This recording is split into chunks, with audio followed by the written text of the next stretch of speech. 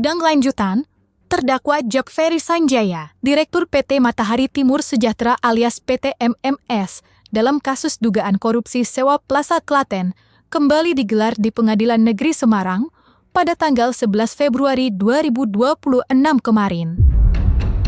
Sama seperti agenda sebelumnya yang diselenggarakan pada tanggal 5 Februari silam, sidang lanjutan kemarin kembali beragenda pemeriksaan saksi yang dihadirkan oleh pihak JPU.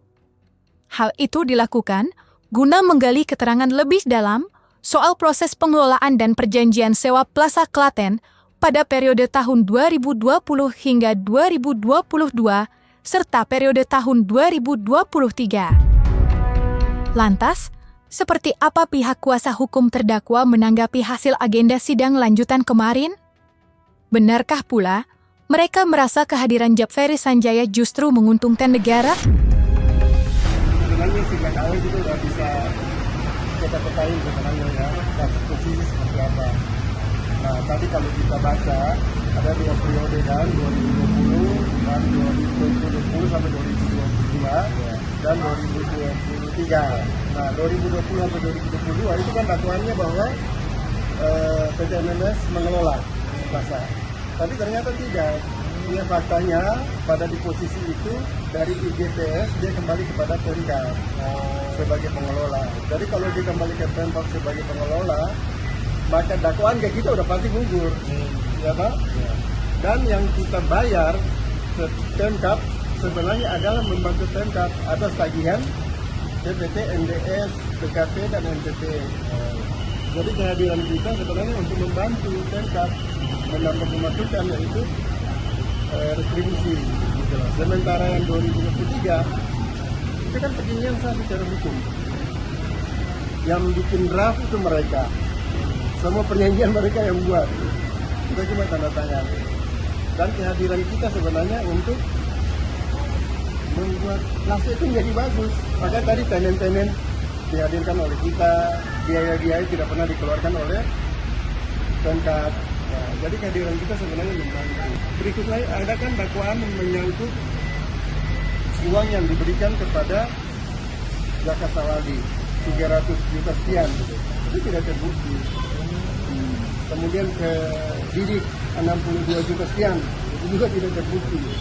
Jadi mereka masukkan itu ke dalam surat dakwaan, kita juga nggak tahu dasarnya apa. Dasarnya apa mereka masukkan itu dalam surat dakwaan. Jadi saksi-saksi yang dihadirkan oleh Jaksa Penuntut Umum sendiri meliputi anak dari Japfery Sanjaya serta 3 terdakwa lain, yakni Sekda Klaten Nonaktif Jajang Priyono, mantan Sekda Klaten Jaka Salwadi, serta pensiunan pejabat Dinas Perdagangan Koperasi dan UKAM Klaten, Didik Sudiarto. Lantas seperti apa pihak Japfery Sanjaya menyikapinya? Mungkinkah saksi-saksi tersebut dinilai meringankah posisi Japfery Sanjaya sebagai terdakwa?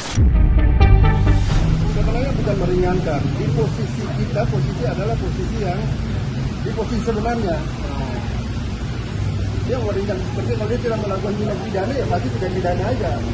Tidak ada meringankan, pasti dia tidak melakukan tindak pidana. Tidak melakukan tindak pidana, apalagi korupsi. Dia mengkorupsi yang mana coba posisi itu?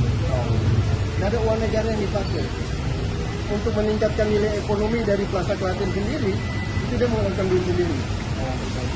Tadinya itu kan cuma plaza yang ditinggalin oleh IGPS yang udah rusak parah, kemudian hadirlah Pak Ferry, hadirlah PT MMS, kemudian memperbaiki itu. Jadi seperti sekarang. Makanya ditanya tadi, bioskop sampai yang hadirkan, Pak Ferry hadirkan. Tenen-tenen yang bagus-bagus sana sampai hadirkan Pak Ferry. Dan kehadirkan ya. Dana dikeluarkan oleh Pemkab tidak. Nah, jadi kehadiran Pak Ferry itu menguntungkan Pemkab sebenarnya. Ya, nggak ada merugikan di mana. Nah, kalau misalnya memang Pak Ferry itu merugikan keuangan negara atau pemerintah Kabupaten Klaten, kenapa mereka menginginkan Ferry untuk masuk sebagai orang yang menyewa Plaza? Kenapa kan mereka nggak kelola sendiri? Iya kan? Iya. Kalau mereka bisa kelola sendiri, melibatkan orang lain gitu loh, pihak lain. Kalau mereka ketangani sendiri pasti hancur. karena mereka tidak punya kemampuan untuk itu.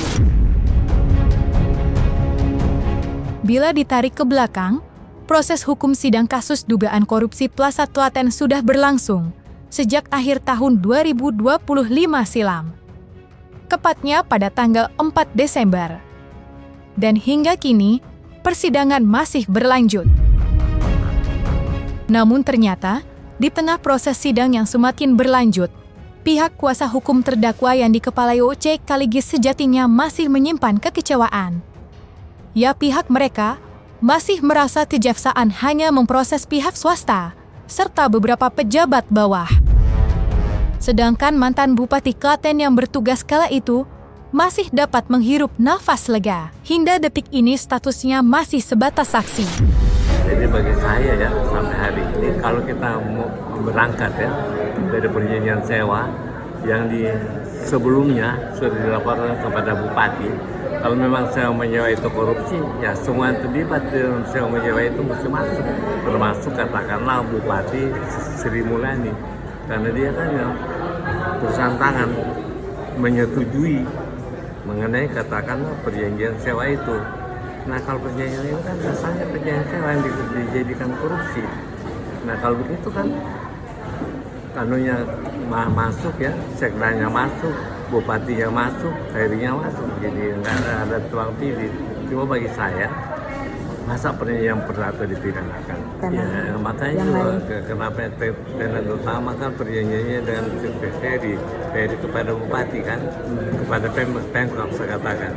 Tapi kami kan nggak pernah kasih keberatan mengenai hal itu. Ya, nggak ada keberatan. Bicara kalau ada keberatan kan, iya. Dan ini kan masukan sepihak dari kejaksaan. Jadi artinya nggak cover both side. Jadi kenapa PKP dikecualikan? Kekecewaan mendalam yang dirasakan oleh OC Kaligis dan tim kuasa hukum Jack Ferry Sanjaya terhadap status sang mantan Bupati Klaten, bahkan sampai mendorong mereka untuk bersuara ke Komisi Pemberantasan Korupsi. Ya, OC Kaligis telah melaporkan Sri Mulyani selaku Bupati Klaten periode 2019-2023 ke KPK dengan tujuan KPK dapat mengusut tuntas dugaan keterlibatannya. Karena layaknya Jack Ferry Sanjaya, mantan Bupati Klaten itu juga diduga ikut bertanggung jawab atas penetapan nilai sewa dan operasional Plaza Klaten. Sebenarnya dia cuma tahu laporan mengenai akan diadakan sewa, tapi perjanjian sewanya dia cuma dengar itu aja. Nah kalau nggak ada laporan itu nggak ada perjanjian sewa, karena itu ditandatangani oleh semua aparat. Pada kita kelihatan dia bilang iya. Jadi sebenarnya ini menjadi masalah perjanjian sewa kok dipidanakan, itu aja masalahnya. Makanya saya pertanyakan, ya kalau memang mau perdata dipidanakan, pidanakan semua dong. Jangan cuma 1-2 orang. Makanya saya pertanyakan, kan 7 kali wajar tanpa pengecualian. Berarti nggak ada pakai uang negara kan? Kalau nggak pakai uang negara, pakai uang sendiri, perjanjian antara katakanlah Matahari dengan MMS, bagaimana itu bisa dikatakan uang negara bagi saya ya? Karena kalau misalkan pasal 2 dan pasal 3 itu mesti ada keuangan negara yang dipakai. Itu Undang-Undang Nomor 17 tahun 2003 dan Undang-Undang Nomor 1 dan 5 tahun 2004 mengenai kerugian keuangan negara. Itu kan BPK yang tentukan. Dan sekarang LHP dari BPK tidak mengambil keputusan karena bukti-bukti yang diberikan kan cuma fotokopi. Jadi kalau begitu di mana kerugian negara?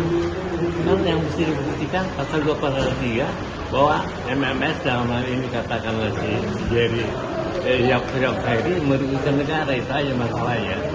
Jadi saya sendiri mengatakan sampai detik ini belum terbongkar adanya kerugian negara karena perjanjian sewa menyewa itu belum batal sampai hari ini loh, belum batal.